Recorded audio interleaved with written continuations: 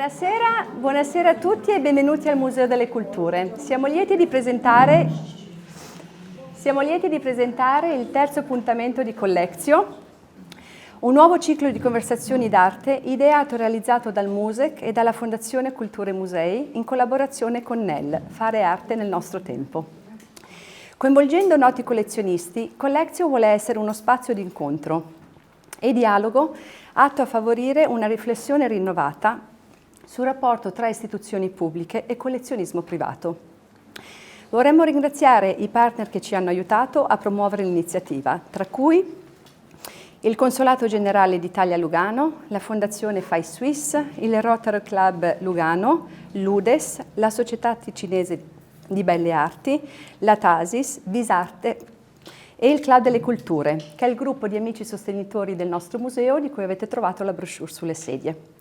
Stasera abbiamo il piacere di avere con noi come ospite Sabine Anloser-Tschopp, nota collezionista d'arte, filantropa e storica dell'arte svizzera, rappresentante della quarta generazione della celebre famiglia di collezionisti Anloser di Winterthur.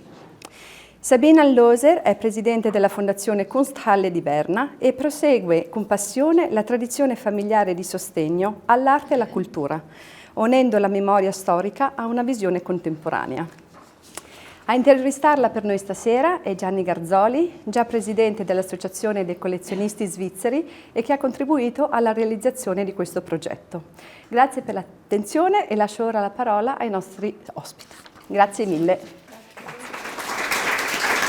Buonasera, faccio l'introduzione in italiano, poi parleremo in francese e oggi abbiamo una premiere in ogni senso perché non c'è nessuna persona che può in Svizzera dire come Sabine che lei ha non solo l'arte nei geni, ma è una famiglia che da 5 generazioni collezionano, è l'unica famiglia in Svizzera, quindi è veramente una premiere oggi. E Sabine, come vedete, non è che colleziona solamente arte, vedete, ha un grande temperamento e in diverse istituzioni, l'abbiamo già sentito, però assieme a suo marito hanno insieme un gabinetto di chirurgia riparatrice a Berna e lei fa l'amministrazione e poi io sono un past president, ma lei è il mio successore e sono molto contento che oggi posso parlare con lei, veramente. Bene Sabine, penso che possiamo cominciare. Si. Alors, Sabine, je pense qu'on peut commencer. Avec plaisir. Alors, moi je trouve que tu es née dans une famille idéale pour une personne qui veut collectionner de l'art. Et je te pose une demande qui c'est rhétorique à la fin. Tu n'as pas eu de la difficulté à collectionner de l'art? Si on est, c'est quelque chose de tellement normal, comme si on se lève le matin, on a ce petit déjeuner, il y a des familles qui mangent ça, il y a des familles qui font ça, qui ont ces hobbies, ou ils sont une famille de football, alors on fait du football aussi, ou alors chez nous, dans notre cas, on s'adresse à l'art. C'est depuis toujours, et c'était tout à fait normal, que pour moi c'était tellement normal que j'étais vraiment étonnée si je trouvais des autres familles qui n'avaient pas des tableaux au mur, et je ne parle pas de grands tableaux, mais quelque chose, ou qui n'avaient pas l'intérêt à aller dans une exposition. Pour moi c'était incroyable que ça arrivait. Mais j'ai dû être mariée pendant 10 ans, jusqu'à la première fois que j'étais à un match de football. Alors vous voyez, il y a parfois, c'était aussi bizarre pour les autres personnes. Donc je pense que on est dans la famille où on est. Et puis, c'est une question d'éducation, mais c'est une question aussi d'habitude. Et puis, pour moi, j'ai eu vraiment extrêmement la chance de naître dans une famille qui était très intéressée à la culture, qui avait les moyens et la possibilité de soutenir la culture et de vivre la culture. Alors, c'est non seulement l'art, mais aussi la musique, la littérature, différents secteurs, parce qu'on avait énormément de chance. Et si je repense, c'est vraiment... oui, c'était...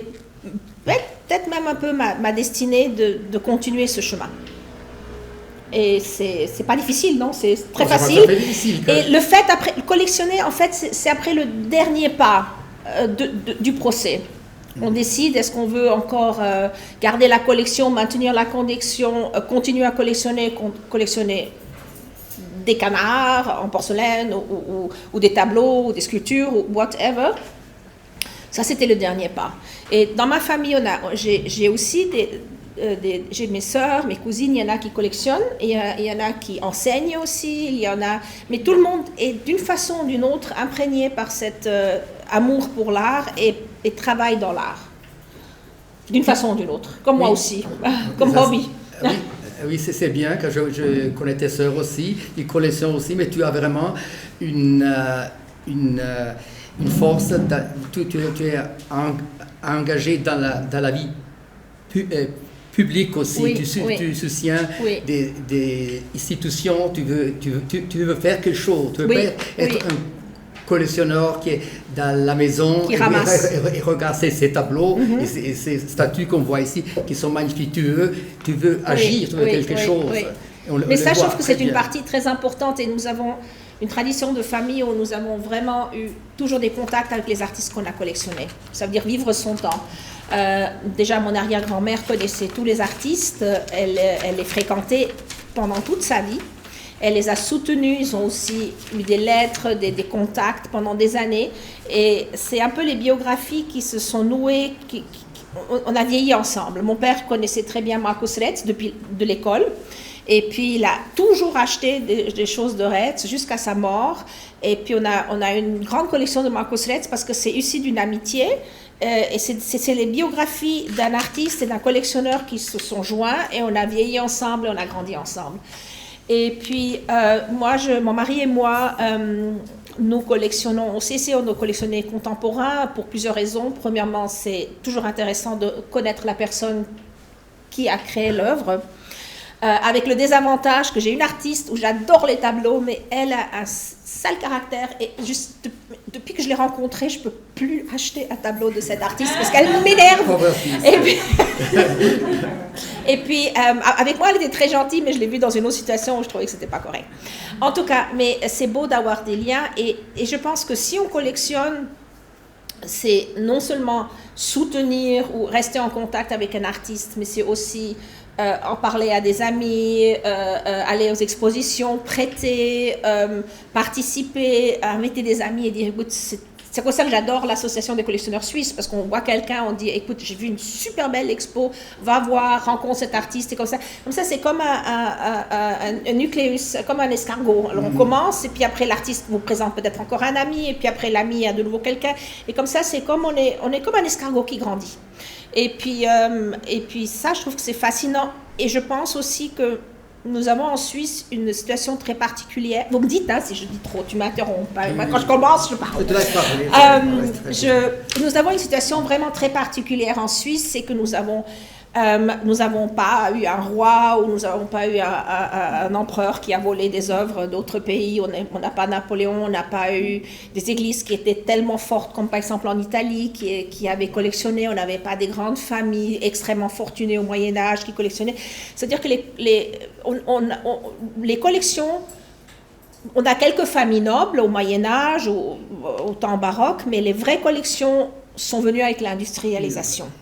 Parce que là, il y a eu vraiment de l'argent, les gens ont commencé à collectionner et ils ont collectionné tout à fait d'un autre spectre. Ils n'ont pas collectionné justement pour une église ou pour amuser des thèmes, c'est pas des thèmes mythologiques, religieux, lourds, dans des châteaux humides et comme ça. C'est vraiment pour des gens qui vivaient dans des appartements.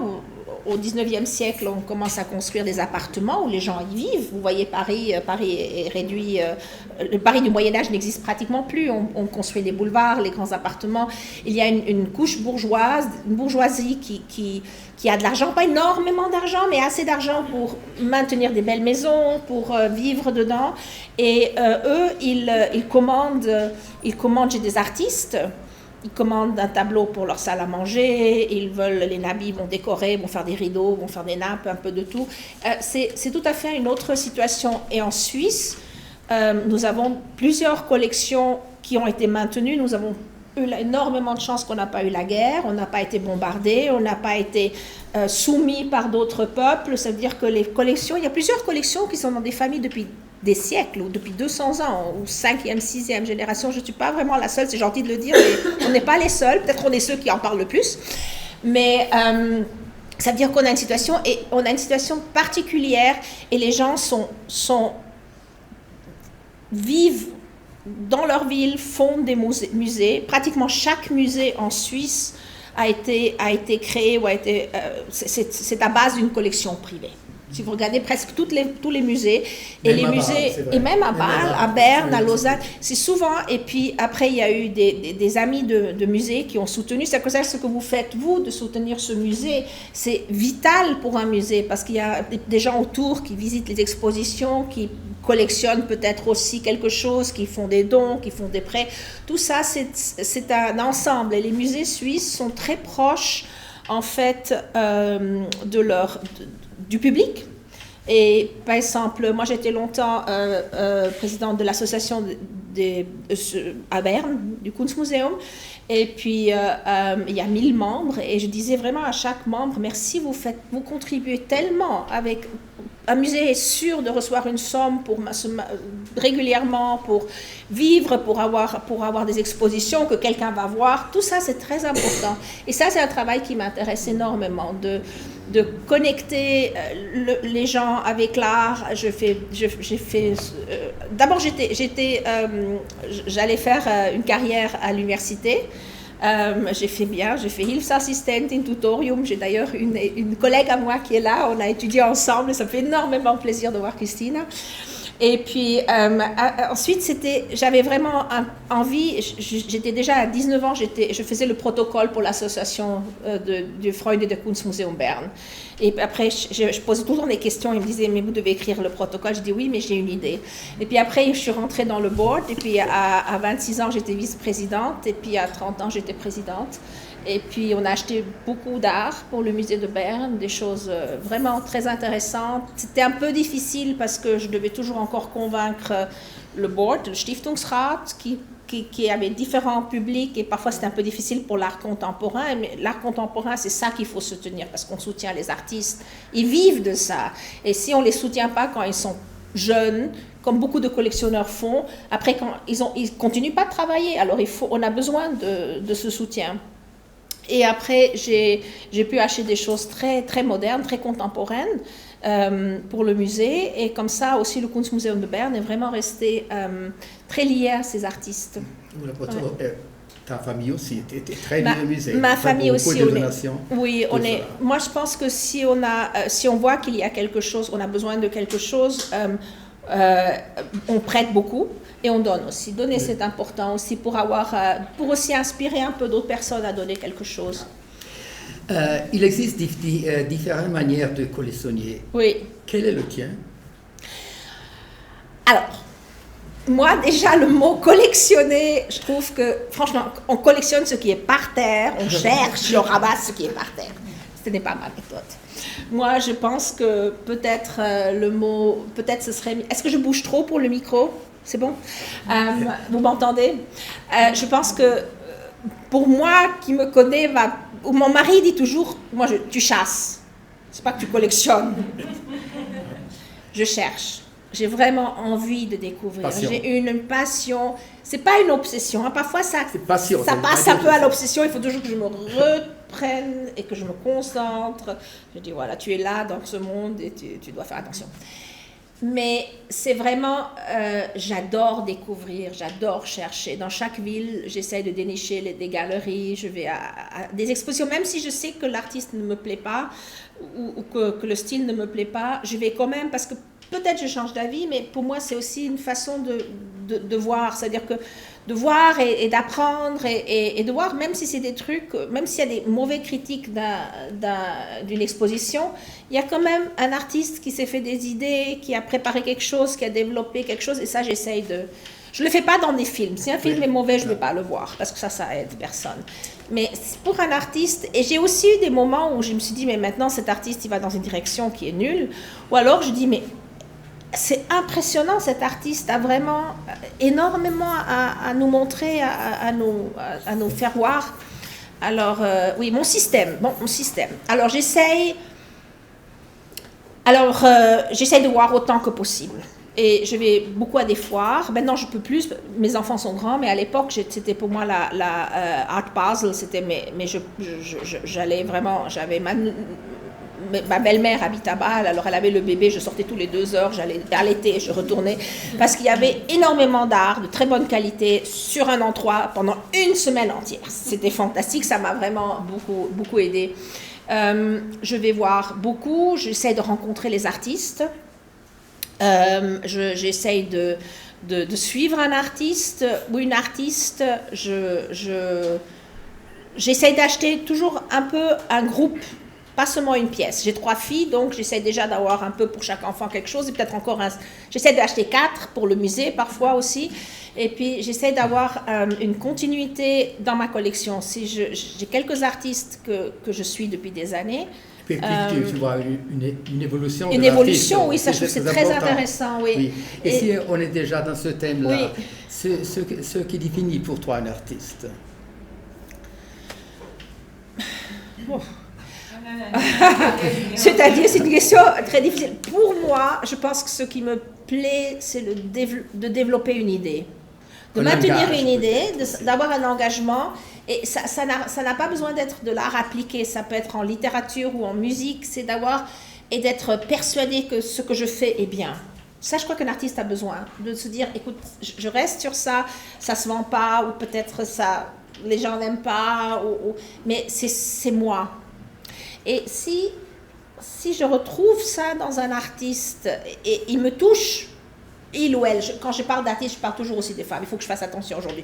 Elle, si elle me touche avec cette idée et avec ce style, et puis ça ne me lâche pas, et puis je réfléchis, et puis j'ai envie d'en parler à mon mari, je dis écoute, il faut que tu viennes. C'est comme ça, je tombe un peu amoureux d'une œuvre ou d'un artiste, de l'œuvre de l'artiste. Mais la personnalité joue de plus en plus un rôle, parce que je suis en communication non seulement avec l'œuvre, parce que je vis, vous voyez, c'est des photos de ma maison. Ça, c'est d'ailleurs ma arrière-grand-mère, Heidi. Et là, vous voyez le tableau de Rodler, il est aujourd'hui dans ma maison. Ça, c'est ma pièce préférée de Meret Oppenheim. Et puis, vous allez découvrir 2-3 pièces que vous connaissez peut-être déjà d'exposition. Ça, c'est de Bonnard, une œuvre de mon arrière-grand-mère. Vous voyez, je mélange l'ancien et le nouveau. Et puis, je suis toujours en communication un peu avec cet art, parce que l'art est là. Le matin, j'ai mal dormi, je suis devant le tableau, je le regarde, et puis, oui ou non, il participe. Dans toute l'histoire, notre famille est connectée avec ces œuvres, c'est-à-dire qu'on vit vraiment avec. Et c'est comme ça que je dois aussi collectionner quelque chose que je peux vivre. Je ne peux pas exposer tout, parce que parfois il y a des œuvres qui sont extrêmement délicates à la lumière, alors ils sont dans un dépôt, on les sort peut-être après 5 ou 10 ans, on les garde un peu, et puis on les remballe, et puis on les recache. Il y a aussi des œuvres je collectionne avec mon mari. Alors on a un deal, si on aime les deux la pièce, et souvent on a été, maintenant 3 fois ça nous est arrivé, on était à la Freeze ou à la Art Basel, on a choisi la même pièce. On a réservé la même pièce avec mon mari. Bon, oui, c'est un magnifique mariage. Et puis, je dois dire, si on arrive à vivre les deux ensemble, on le achète ensemble et on le paye avec la caisse de la famille. Si un ou l'autre ne l'aime pas, alors moi j'ai une chambre, lui il a une chambre, moi j'ai un dépôt, lui il a toujours encore la même chambre. Ou alors alors il faut le payer soi-même. Mais en fait, je regarde aussi un peu est-ce qu'on peut vivre avec. C'est aussi important. Alors, je t'avais raconté l'histoire j'ai une série de Araki avec les bondings. Ce sont ces femmes japonaises mais c'est pas des. Aujourd'hui, ça a changé. Aujourd'hui, c'est encore plus délicat qu'à l'époque. Mais ça fait partie d'un jeu d'amour où les femmes sont faites comme un petit paquet, puis l'homme le déballe. Peut-être aujourd'hui, on le voit plutôt comme. C'est délicat. En tout cas, je l'avais chez nous, mes enfants ont vécu avec, et puis on avait des amis à nous, lui il était médecin de famille quelque part à la montagne, et il avait son fils qui est venu, et puis il a regardé, il a dit, papi, voici, je te sais c'est quoi. Et le père a dit, c'est un petit Indianer, il joue aux Indiens. Et puis alors, mon mari dit, écoute, il faut qu'on le décroche. Alors on l'a décroché, et c'est maintenant, j'ai un dépôt aussi dans un ou deux musées, il y a par exemple une partie j'ai une série de Nan Goldin, que je devais absolument avoir, que je trouvais fantastique. C'était la première artiste photographe qui a documenté cette misère de de sida dans les années 70 à New York. C'est une série incroyable. Et je voulais absolument la voir, j'ai pu l'acheter. J'ai eu énormément de chance, je l'ai achetée à New York très très tôt, avant qu'elle était, et elle est maintenant dans un musée, comme dépôt et tout, parce que c'est pas quelque chose avec qui je peux vivre, mais ça fait partie d'une époque, c'était important pour Nan aussi, elle a vécu de cet achat, elle a dit avec ça, je vis encore une fois un mois de plus, merci beaucoup. Alors, pas toujours j'ai des choses pour vivre, mais j'ai parfois aussi l'impression qu'il faut documenter. Je documente énormément. Et c'est ça que je dis à chaque collectionneur, c'est tellement important de garder toute la correspondance, de bien documenter les pièces. C'est ce que mon arrière-grand-mère a fait. Elle avait toutes les lettres, on a des archives mais absolument merveilleux à la Fondation Hans Losser. Et vraiment, c'était pour elle très important. Et mon grand-père, qui était historien d'art, il a passé toute sa vie à ranger les archives. Et comme ça, c'est vraiment quelque chose c'est quelque chose de très important. Et nous avons encore des lettres, nous avons des preuves d'achat, nous avons des correspondances. On a vraiment beaucoup d'informations sur nos œuvres. Et Nangonti, je trouve aussi, c'est une photographie qui n'est pas seulement une œuvre d'art, mais c'est une photographie expressive à la fin. C'est plus expressif qu'une technique, je trouve. C'est immédiat, tu ne penses pas? Oui, ça dépend aussi toujours comment le voit la personne qui le voit. Peut-être quelqu'un réagit autrement. Moi, je réagis très intensivement. C'est comme ça, quand tu m'as dit le titre, j'ai dit wow, ça c'est mon titre, ça joue. C'est vraiment une passion. Hein. Et puis moi j'ai vu maintenant l'exposition de japonaise que vous avez, qui était merveilleuse. Et puis on n'a fait que 3 salles, mais ces 3 salles sont dans ma tête, ils circulent. On a eu une visite fantastique, merci beaucoup pour la visite. Et puis ça maintenant, je suis comme une éponge. J'ai tout ça, et ça va prendre quelques jours, ça va travailler dans moi. Peut-être demain, je commence à collectionner de l'art japonais, qui sait. Ça peut être difficile aussi. Ouais. Non, j'ai perdu un peu ta question, mais ça fait rien, on continue. Quelle est la première œuvre que tu as achetée? Tu te souviens encore? Oui, comment? Mais mon Dieu, naturellement, je me souviens parce que c'était vraiment le seul style que mes parents n'avaient absolument pas. Mes parents, ils ont vraiment beaucoup d'art corporel, beaucoup d'art, vraiment on reconnaît les choses, très, très émotionnel. Et j'ai acheté une œuvre de Max Bill. Et puis vraiment, tac, tac, tac, orange. Et puis mon père dit, mais was hast du gekauft? J'ai dit, il fallait que c'était ma petite rébellion. Il me fallait ça. Tu as eu rébellion à la fin. Oui, après, j'ai plus jamais de ma vie acheté quelque chose de Max Bill. Et c'est tellement drôle parce que dans mon dépôt, j'avais cette œuvre et j'ai ma fille aînée qui pouvait choisir quand elle a déménagé. Et qu'est-ce qu'elle prend? En premier, elle prend cette œuvre de Max Bill. Elle dit, parce que ça, c'est quelque chose de tout à fait autre. J'ai dit oui. Qu'est-ce que j'ai... Oui, là je l'ai acheté avec mon argent de la confirmation. Tous les autres ont acheté des... Je sais pas, moi je me suis acheté un Max Bill, un tout petit, mais je veux dire, ça m'a fait plaisir de le revoir chez ma fille. Et sinon, j'ai pas vraiment acheté ce que achètent mes parents, à part 2-3 choses que j'avais achetées parce qu'ils faisaient partie... Parce que j'ai pu acheter des dessins avec des tableaux que j'ai de préparation de ballotton. Je ne les aurais pas achetés sinon, mais ça faisait partie aussi, je suis aussi historienne d'art, donc ça reste un peu ce besoin. C'est bien, c'est très joli. C'est pas fini. C'est probablement... Il faut qu'on arrête. Continue. Mais on a commencé trop tard. Mais par exemple, une fois, je ne vais jamais oublier, j'ai eu beaucoup d'attention et d'amour pour Eberhard Kornfeld, qui était un galériste qui s'est extrêmement occupé, qui s'est bien occupé de ses artistes, qui avait de la maison aux enchères, quelqu'un de très... Et je me rappelle, j'étais dans la salle, moi j'étais toute devant, et il m'a dit, tu te mets devant, et puis je te regarde, je te vois, et puis j'avais vraiment 15 ans. J'ai falsifié la signature de mon père pour pouvoir... Et puis, alors il était là, puis on était avec Marc Bosselet, c'est pour 100, c'est pour 120. Et d'un coup il dit, Mais je dois le dire, je dis d'abord en suisse-allemand parce qu'il faut que je l'imite et puis après je vous le traduis. Il dit Bernie, c'est mon père, il dit Bernard, du pietisch gegen deine Tochter.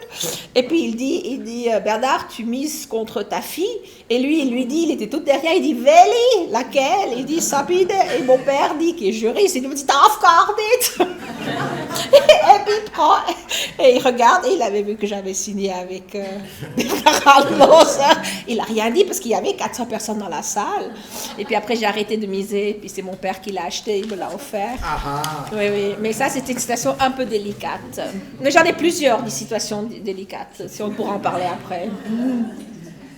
Oui, oui. Oui. Tu m'as raconté une fois que tu as porté un tableau d'Audelaire à l'école. Oui, oui, et oui. Tes parents. Non, mais ça, n'ont pas c'était. perçu. Mais ça, ils m'ont vraiment. J'étais gênée après. J'étais en 2e classe, donc on avait 8 ans, et on devait amener quelque chose.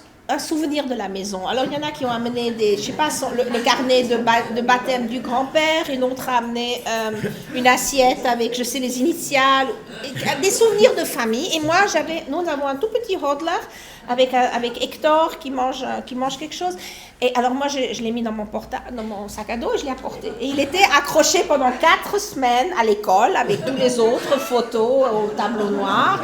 Et puis, il y a ma mère qui a une visite guidée, parce qu'on a beaucoup de visites privées. Et puis, elle dit d'ailleurs, mais Bernard, mais où est le hodler? Et puis, moi, je dis, il est à l'école. Ils m'ont fait quoi?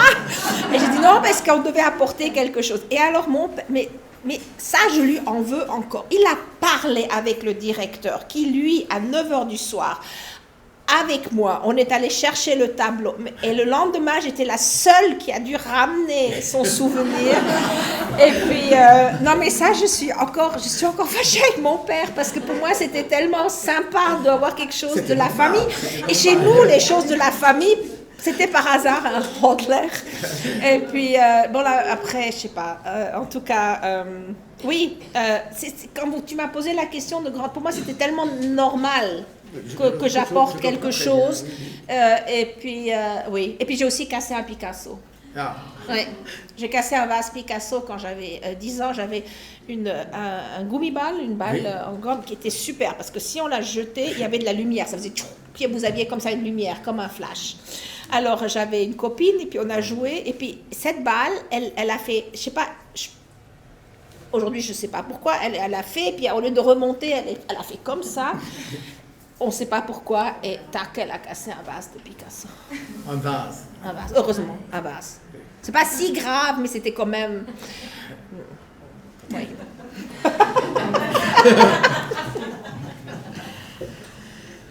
Mais maintenant, des questions générales. Quelle est ton opinion sur l'art d'aujourd'hui, par exemple? Tu m'as posé des questions très difficiles sur l'art d'aujourd'hui. Je pense que déjà, la première chose, c'est qu'il n'y a pas de l'art d'aujourd'hui. Il y a tellement différentes formes d'art et tellement différentes directions, styles, que je connais vraiment presque rien. Pour moi, je pense que l'art doit un peu refléter la personne qui l'a fait et essayer de pouvoir montrer une bonne qualité d'art, en fait, a besoin d'explications, mais doit aussi nous toucher sans que quelqu'un nous explique pendant une demi-heure ce qu'on voit. Ça, je trouve que c'est important.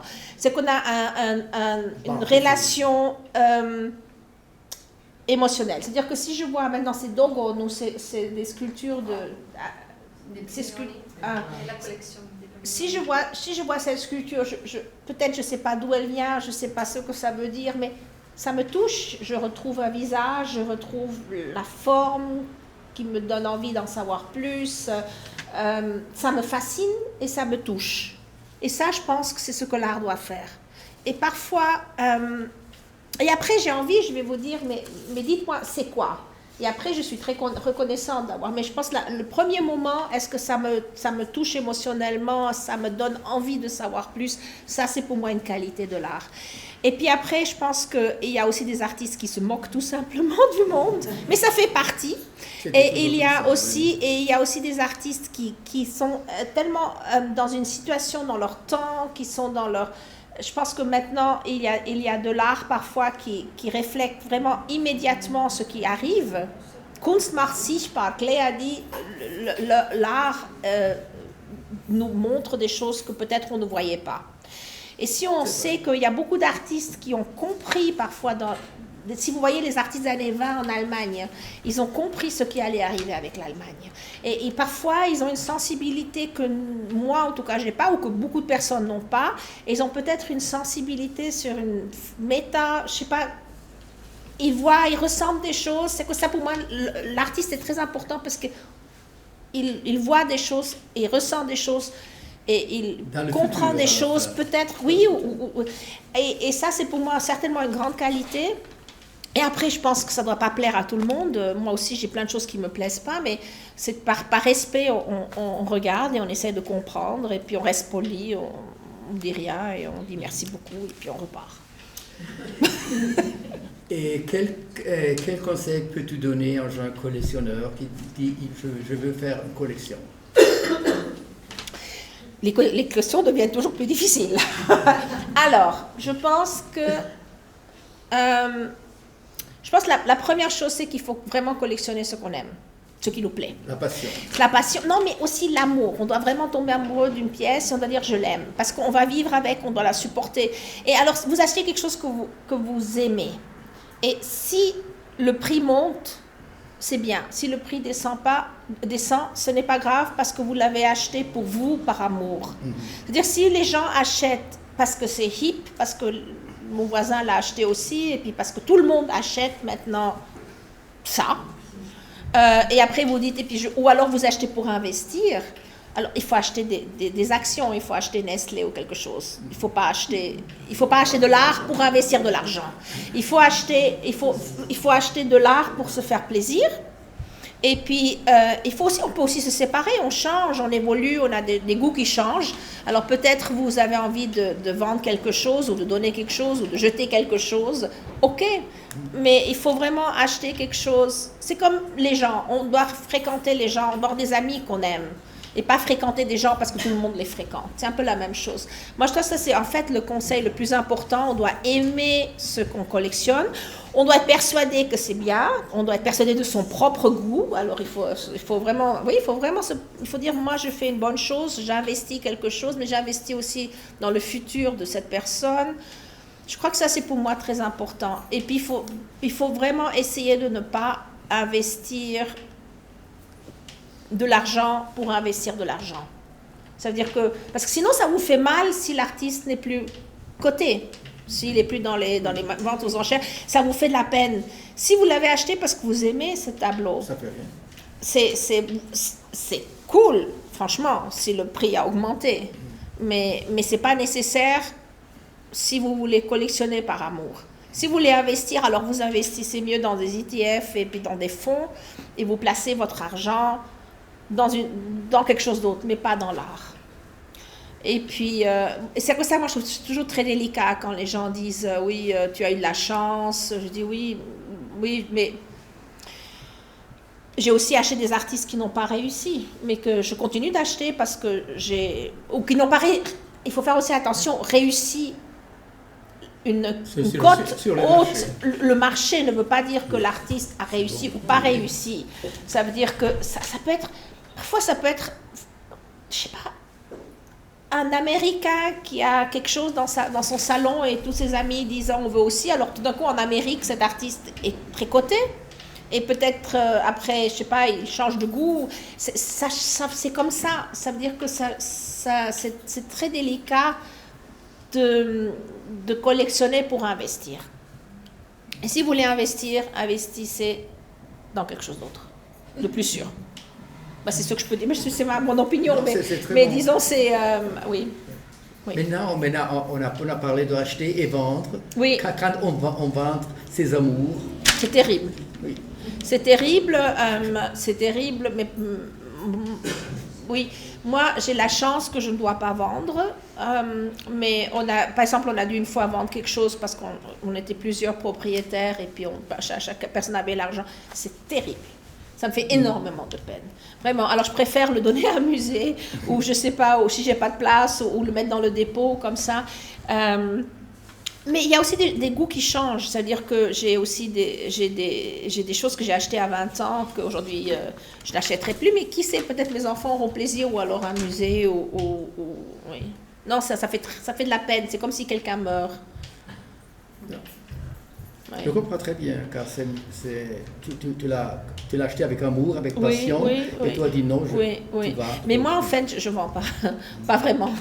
Je suis trop attachée à ces choses, heureusement. Et quel projet non réalisé aimerais-toi concrétiser? Tu as beaucoup d'idées, tu es très active. Tu as encore un projet pour le futur que tu penses, je peux réaliser? Je ne sais pas si je peux le réaliser, mais vraiment, nous allons voter maintenant pour le nouveau musée pour l'agrandissement du musée de Berne. Parce que dans la fondation Stiftung Kunsthalle de Berne, que je préside maintenant depuis quelques années, ce sont des collectionneurs qui se sont mis ensemble, qui ont acheté de l'art justement pour un futur musée contemporain. Et puis, on va faire après une photo ensemble, d'accord, aussi? Et puis... on a investi, on a fait une collection de la Kunsthalle et des arts contemporains, des artistes contemporains depuis 50 ans qui ont exposé à Berne. Et on a une collection de Luc Teuymans, de choses superbes. Et maintenant, on va voter pour un musée, pour un agrandissement du musée. Et j'espère que le canton de Berne, que les gens vont voter. Parce que ça, c'est mon rêve. Je travaille depuis 35 ans pour ce musée. J'étais dans plusieurs commissions, j'ai ramassé de l'argent et puis un projet n'allait pas à cause du sol, l'autre n'allait pas à cause du service du patrimoine, Denkmalpflege. C'est une longue histoire très douloureuse et mon rêve vraiment c'est que Berne parce que Berne a beaucoup d'art contemporain par la Kunsthalle de Berne et par plusieurs collectionneurs qui sont extrêmement engagés. Et moi, je veux qu'il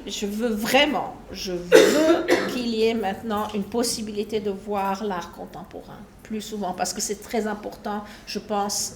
Tout le monde dit « Ah, Anker et je sais pas quoi, et Hodler et comme ça ». Mais à l'époque, quand ils étaient contemporains, si les musées ne les avaient pas collectionnés, on ne les aurait pas aujourd'hui dans les musées, et ils n'auraient même pas peint ces tableaux parce qu'ils crevaient de faim, ils auraient dû travailler dans un autre domaine. Ça veut dire que c'est vraiment important, et moi, je fais ça pour mes arrière-petits-enfants, comme mon arrière-grand-mère. Maintenant, j'ai les tableaux ici de mon arrière-grand-mère, je vis avec, on a un musée.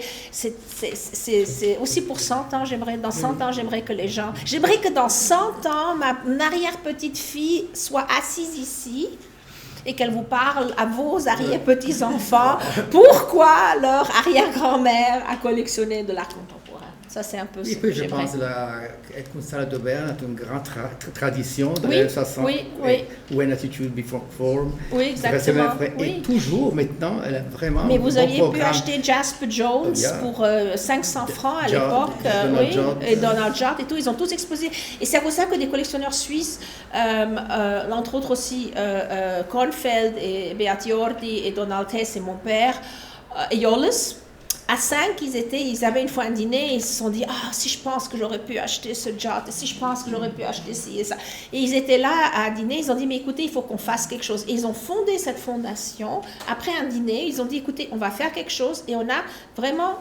chaque année un bel état. Et moi, j'ai acheté pour le Kunstmuseum de Berne, mais là, j'étais un peu dans un corsage parce qu'il y avait trop de personnes qui discutaient. Et là, vraiment, j'achète des choses, mais ils grincent tellement, c'est moderne, c'est contemporain. C'est vrai, je suis là, je dis, est-ce que j'ai le courage ? Mais je pense que oui, on doit avoir le courage et on a acheté probablement des choses qui n'auront pas un grand succès, mais on aura aussi acheté des choses qui auront un très bon succès et qui font partie de l'histoire de Berne comme centre d'art contemporain. Bien savoir, vraiment. J'aimerais continuer à collectionner encore au moins 50 ans. Je le souhaite.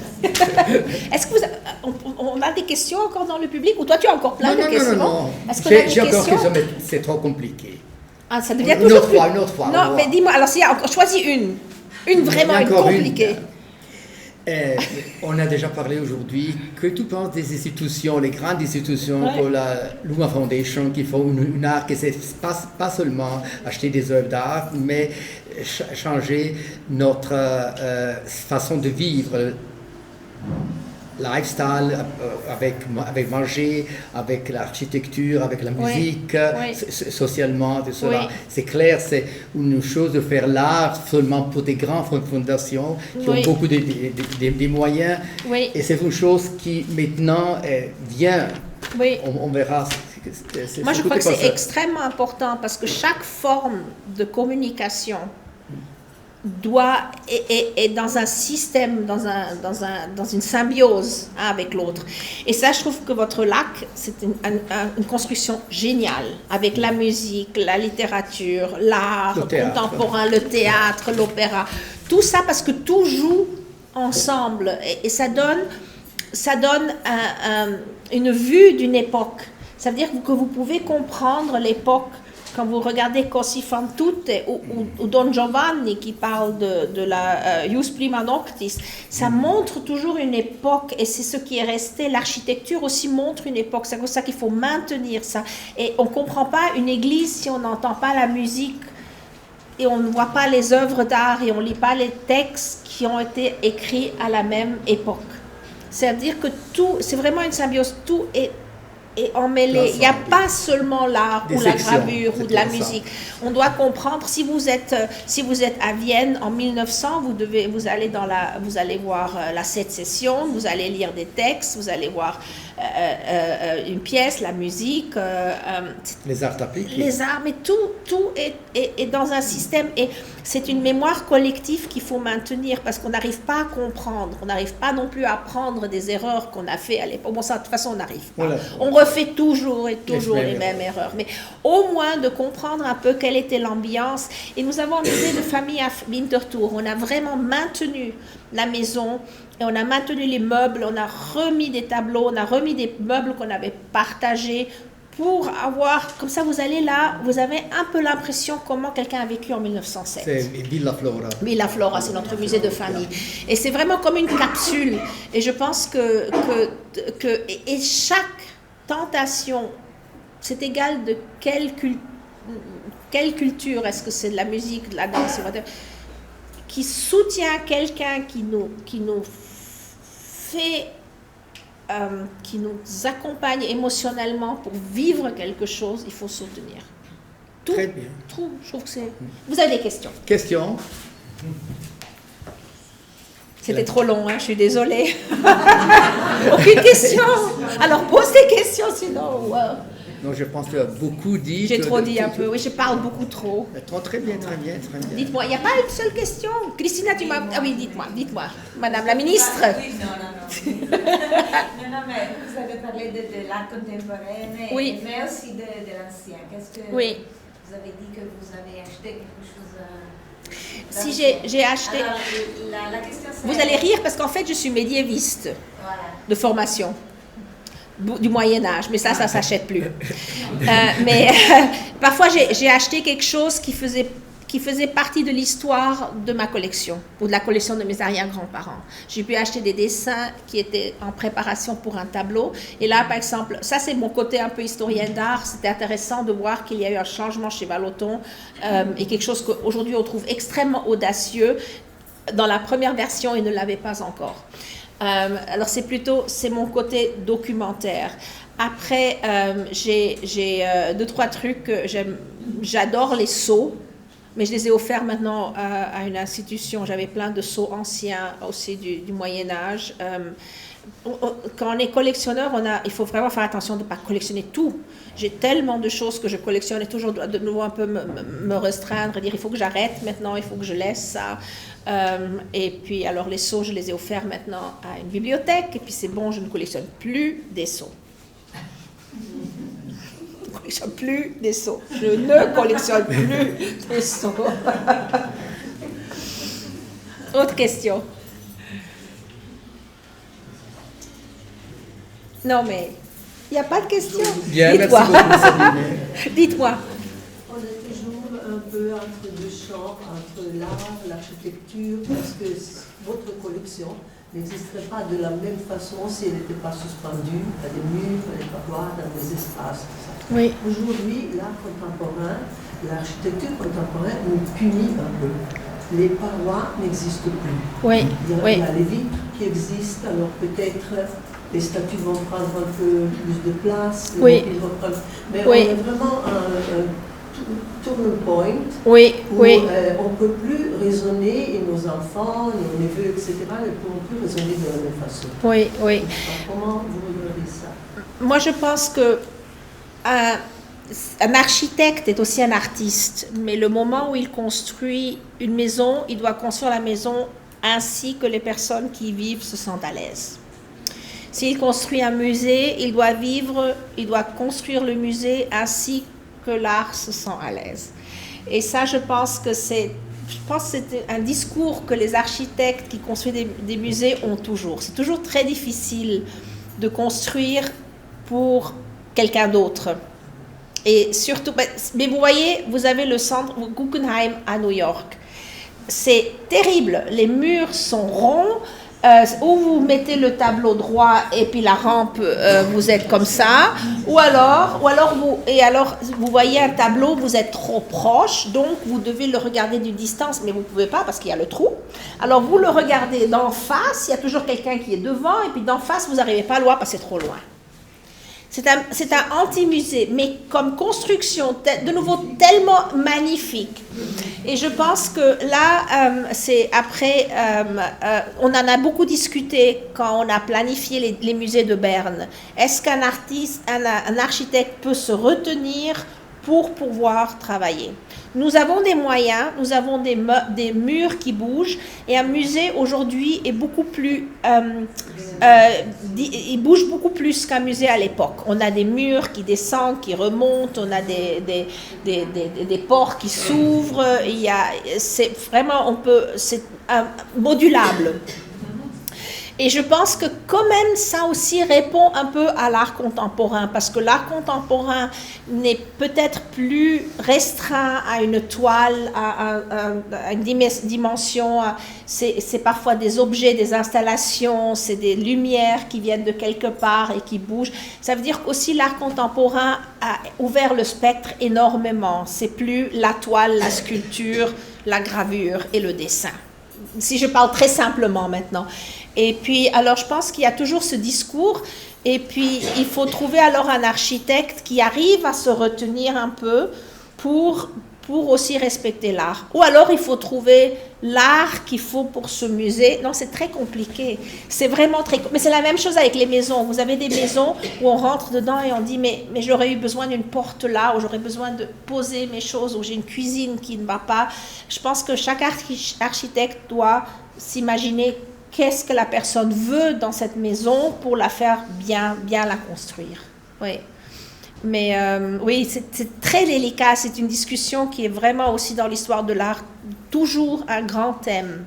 Et il faut aussi voir, par exemple, nous avons à la Flora, nous avons les papiers peints que Hedy Hadloser a fait elle-même. Vous allez voir une photo, et ce sont des murs très colorés. Et déjà, nous, on accroche déjà dans le musée maintenant tout à fait aéré. Elle avait des tableaux un sur l'autre, et partout. Là, maintenant, vous avez un mur, il y avait 20 tableaux autour. Ça, c'est ma chambre à coucher. Comme ça, vous voyez comment on vit. Chez nous aussi, tout est vraiment très rempli. Et puis aussi, l'œil a changé et la façon d'exposer de l'art. À l'époque, maintenant on a des pièces white cube blancs, des murs blancs. Et en fait, les tableaux des Nabis n'ont jamais été faits pour des murs blancs. Ça a été fait pour des murs papier peint avec une palme devant et puis des rideaux. Et puis c'était tout à fait autrement parce qu'on vivait autrement. Et je pense aussi, les gens, la façon d'exposer change énormément. Et maintenant, il y a une tendance de nouveau amener plus de couleurs dans les expositions. Vous avez même des architectes d'exposition, c'est des études qu'on fait, comment installer, pas seulement au point de vue d'histoire de l'art, qu'est-ce qui correspond, etc., une rétrospective, mais aussi l'architecture de la présentation de l'œuvre. Et je pense qu'il y a beaucoup d'évolutions. Peut-être quelque chose est à la mode qui sera plus à la mode dans 10 ans, on verra. Mais moi, je pense qu'un bon architecte doit vraiment connaître les œuvres qu'il va montrer. Et je sais, par exemple, Mario Botta, quand il a construit pour San Francisco, il s'est vraiment aussi très engagé à voir quel art va être exposé. Pour lui, mais lui, il a un côté très artiste aussi. Et puis, il a vraiment imaginé l'espace pour telle œuvre et telle œuvre et telle œuvre. Et ça se voit vraiment. Oui. Bonne question. Réponse très difficile. D'autres questions? Dis-moi, Christine. Merci de ton enthousiasme et de cette grande vitalité et intelligence. Merci. Une question. Pour collectionner, tu parlais de contemporain. Tout ce qui est vidéo, installation, comment est-ce qu'on peut la collectionner et est-ce que ça va seulement finir et durer dans le temps? Alors, je pense que c'est une très bonne question parce que c'est devenu un thème extrêmement compliqué. Je vais vous prendre un exemple. Nous avons acheté dans les années 80 une pièce sensationnelle de Tony Ursel, vraiment fantastique. C'est un œil qui est suspendu du plafond, une grande boule blanche, et il projette la pupille, l'œil dessus, et l'œil regarde la télé, et vous voyez dans l'œil le reflet de la télé, et puis vous avez vraiment l'œil qui réagit aux bonnes et aux mauvaises nouvelles, avec un sourire ou pas. C'est vraiment une œuvre fantastique. Quand nous l'avons acheté, on avait, c'était des cassettes carrées, comme ça, de cette taille, un système américain. Après, quand on est allé en Europe, ils nous ont fait le système VHS pour le jouer à Berne. Et ensuite, après, ils ont fait une disquette. Et après, ils ont fait un CD, et après, ils ont fait un stick, et tous les 5-6 ans... Alors d'abord, avant qu'ils le fassent, on est tous sur eBay, et on achète les vieux machines pour qu'on puisse encore présenter l'œuvre. Et maintenant, j'ai encore un link Internet que la galerie à Los Angeles m'a envoyé après 30 ans, alors, c'est-à-dire que l'œuvre disparaît. J'ai plus la cassette, je l'ai gardée parce que ça fait partie justement de la documentation, mais maintenant j'ai encore un link et peut-être une fois ça va disparaître ou pas. C'est un grand problème et c'est tout à fait une nouvelle façon de collectionner si on collectionne des vidéos. Et là, il faut vraiment avoir des centres spécialisés et on doit suivre de très proche. C'est pas si compliqué qu'une œuvre en huile qui est là depuis 500 ans et qu'on accroche au mur et rien n'arrive. Non, c'est compliqué. Moi, j'ai arrêté un peu de collectionner maintenant l'art vidéo, mais mes enfants, ils sont tout à fait dans ça les intéresse énormément. Et moi, c'est plutôt parce que ça me stresse. Et au point de vue technique, je ne suis pas assez apte, je dois dire. Mais je trouve que c'est aussi une forme extrêmement intéressante. Aussi des œuvres d'art qui travaillent avec le son, extrêmement intéressant. J'ai vu des œuvres d'art fantastiques. Oui, un thème... Il y avait une autre question, dites-moi. J'avais vu encore. Merci Christina pour la question, mais ça, je reviens une autre fois et on parle de ça. Une autre question? Ça y est? Oui, dis-moi. Alors, on peut faire l'utopie. Ton projet idéal dans le futur? Il faut naturellement, pour question de marketing, que je parle du musée d'art contemporain de Berne, mais ça je l'ai fait. Moi, dans le futur, je ne sais pas, je pense que... continuer à collectionner, engager autant de personnes possibles pour l'art, continuer à travailler comme volontaire dans différentes associations. Je suis avec 2 collectionneurs qui n'ont pas d'enfants, je suis à des projets pour des fondations. Je ne sais pas si ça va marcher ou pas. Oui, bon, c'est toujours, en fait, c'est toujours un peu la même histoire. Montrer de l'art pour qu'elle soit vue. Oui, ça, je pense que ça va rester, je pense, mon but pour les prochaines années. Oui, merci.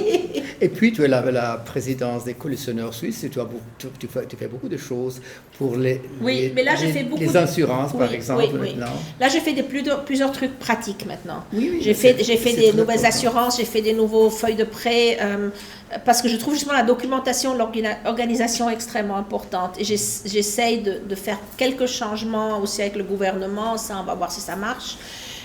Et je fais, pour moi, c'est maintenant plutôt beaucoup de travail administratif. C'est un Verband, c'est pas seulement une association. Pour moi, c'est vraiment. Mais là, je suis la fille d'un juriste. Et puis des beaux voyages. Et puis surtout, on essaye de se présenter des artistes et des musées.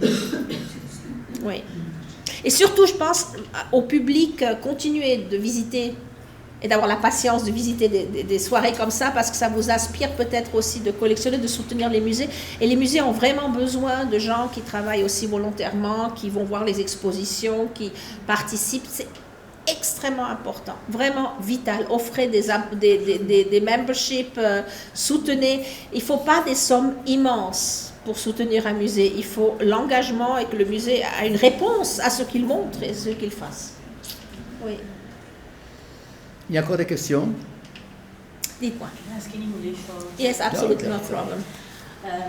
I wanted to go back to the question about videos, yeah. which is somehow a new form of art and a new form of collecting. Yeah. Because I mean, the forms of art can change over time. Yeah, yeah. And I personally think that, for example, the fact that a video tends to die out is also an intrinsic part of that form of art. And maybe you said before that when you have to sell, and it's not your case, a piece of art, it's almost as somebody dying, but if somebody dies, you still can remember and you still have some kind of feeling. So I think that even if a video sometimes is something which over time you cannot see anymore because you cannot, it still belongs to you. Having said this, because new forms of art arise, what do you think about new forms arising now in more modern times? Like, for example, we had this hype of NFTs, which now is a bit less of a hype. So how do you see this evolution now and in the future? Well, for me, art is always reflecting what's on, honestly, and that's very important. And I think we are in a situation that we have much more images than we used to have. In the Middle Age, the people did not have color. They saw only color in the church with the windows or with at the procession, but it was gray, more or less. Well, today we know that the sculpture at the cathedral also were painted, but it was less colorful and you had less images. And then later with the photography, you saw much more. And today, I see my children, they zap, tuck, tuck, they see at least hundreds or 200 images a day. Because on Insta and then on FaceTime and tuck, tuck, tuck, and always. So I think it is the way of looking, it changed. So we have to follow this movement, and the art is following. So I think video is not over. I think images that are moving and film and so will be a very important part of the art today. And it's also wonderful because it's something that you can share with everybody in the whole world. I mean, NFT can be seen in China or in Australia. It's much more possible that other people can see it. I think it's a good form. Maintaining technically it is difficult, but I mean, it's going to be easier and easier, I think. And there is also the whole question of working with the hand. For me, art still has somehow, it has a manual touch of the artist is for me important, that he takes the color, that he takes the material, the team's making a drawing.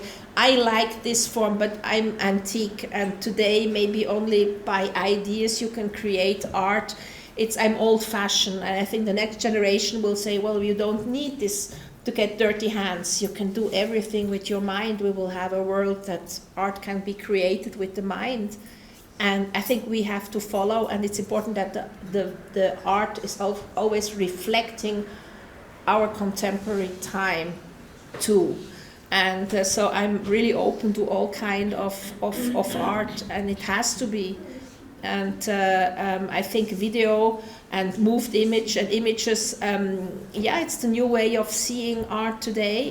It has much more color, it has much more images. Each person can see hundreds of pictures if he likes to within a few hours by Instagram or whatever.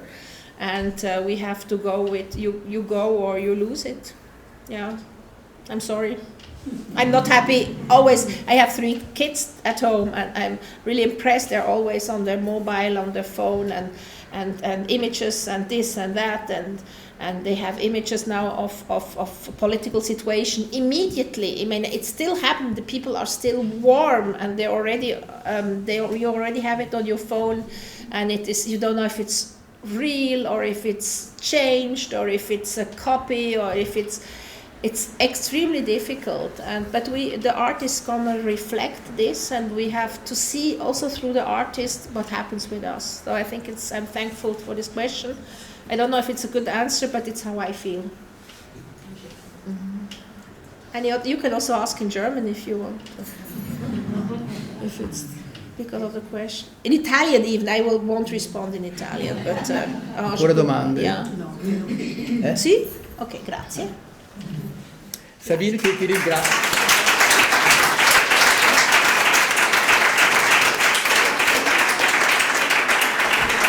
Grazie a tutti. Ci tenevo a ringraziare Sabine per la sua disponibilità, la sua generosità a condividere la sua straordinaria storia di collezionismo familiare e anche questa grande, grande passione per l'arte e il sostegno agli artisti e alla filantropia. Quindi grazie mille. E volevo ricordare solo che il nostro ultimo appuntamento di Collectio per quest'anno si terrà al Musec il 26 di marzo e vedrà in dialogo Cristina Bettellini e il collezionista Georges Breguet. Vi aspettiamo. Grazie e buona serata.